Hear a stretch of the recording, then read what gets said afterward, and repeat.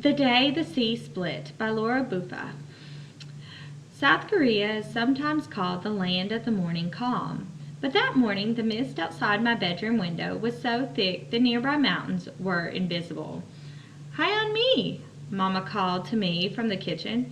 "Come eat your breakfast." I raced downstairs and joined my family for kimchi and soup, and then we set off for the train station.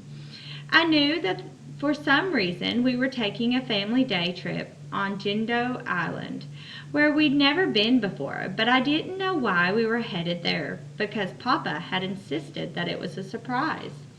My little brother Minho didn't seem to care where we were going. He made his way up the aisle, stopping to ask an old man if his beard was real. Just as he reached for the man's chin, Mama pulled him back. Papa and I laughed. When we stepped off the train, we were wrapped in a strong, salty sea breeze. Even though Jindo wasn't a big city like ours, it was packed with more people than I had ever seen, from all over the world. Minho wanted to run straight into the water, but something else caught my eye.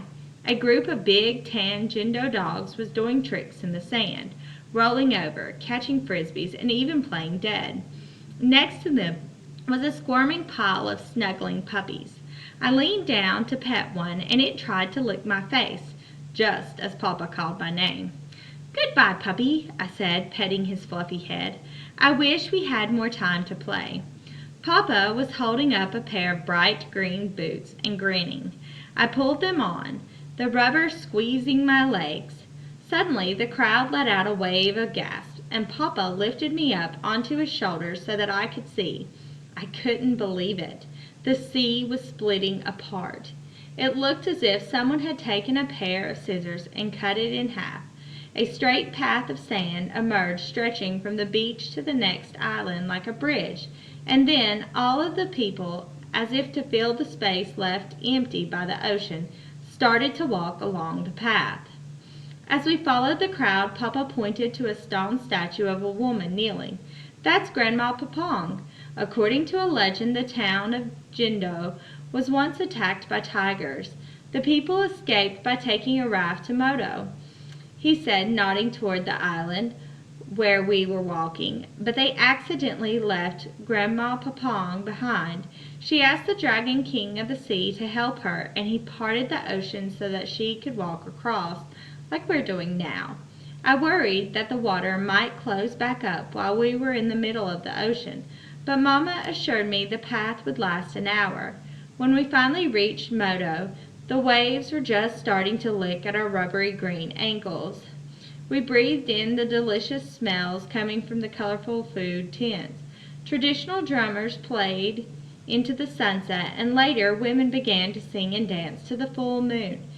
Soon it was time to catch the ferry back to Jindo. "How about a souvenir?" Mama suggested slyly as we crossed the windy beach.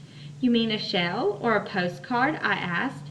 "Actually," she answered, "your father and I thought you might like a Jindo puppy. That is, if you can help us take care of it." I found the Jindo puppies still wiggling in the sand. One of them jumped right up to meet me. "Yes, I remember you," I exclaimed, laughing as he licked my face. Papa fell asleep on a long train ride home, and Mama was reading to Minho. The whole way home I held the warm Jindo puppy on my lap, stroking his ears.